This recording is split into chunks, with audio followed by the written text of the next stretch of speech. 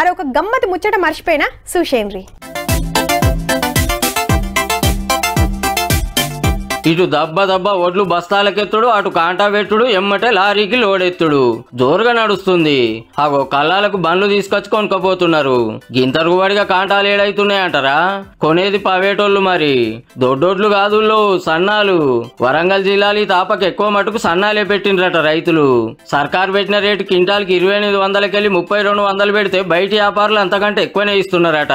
దొడ్డు వడ్ల కన్నా సన్న వడ్లు తక్కువ కానీ ఈ ధరతోని మాత్రం రైతు కొద్దిగా నష్టం లేకుండా అయితే ఉన్నది. సందాకం పెట్టు చాలా లాభం ఉన్నది, మంచిగా ఉన్నది. మళ్ళీ ఇప్పుడు కూడా నేను సందాకం పోసిన. పోయినేడు దొడ్డోడ్లు పెట్టి రేటు రాక కాంటాలాల్సమై లాస్ అయిన వాళ్ళంతా సన్నాల మీద పడ్డారు ఈ తాపకు. సంవత్సరం దొడ్డు వడ్లు పెడితే మాకు ఏం గిట్టుబాటు కాలేదు. ఈ సన్నవడ్లు పెట్టే మాకు చాలా నయమైంది. కళ్ళంలోకి వచ్చి వడ్లు కొనుక్కపోతాను 3000 వచ్చిన. పోయిన సంవత్సరం గవర్నమెంట్కి ఇచ్చినా కూడా 4000 కిలోలు కలిపి వేసినాడు. పోయిన సంవత్సరం దొడ్డు వడ్లు వేసాను, దానికి అయినా సరైన రేటు లేక దిగుబడి లేదు. ఈ తాప 6.5 వేసాను, మంచి రేటు కూడా ఉన్నది, మద్దతు ధర ఉన్నది, లాభదాయకం అనిపించింది. మునుపో పారి పాత సర్కారు సన్నాలు పెట్టుమంటే చెడు పానలు పడి పంటెళ్ళక వచ్చిన ఓట్లు సుధా చక్కగా కొనక లాస్ అయినరు రైతులు. ఈ తాపకు మొత్తం రివర్స్ అయిందట. సన్నాలతోనే పైసల పంట పండిందనుకొస్తున్నారు.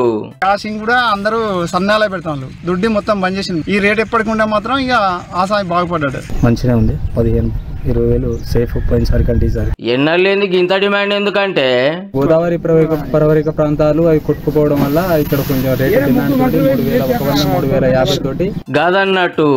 ఆంధ్రాలో మొన్న తుఫాన్లు వచ్చి పంటలు మొత్తం ఖరాబ్ అయినాయి కదా, అక్కడి వ్యాపారులంతా తెలంగాణ దిక్కొచ్చి బేరం చేస్తుండే వరకు మన రైతులకు కలిసి వచ్చింది.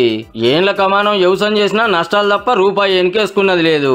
ఇప్పుడు జరంత ఫాయిదా అవుతుండే వరకు వరంగల్ రైతన్నలంతా మస్తు సంబరపడుతున్నారు.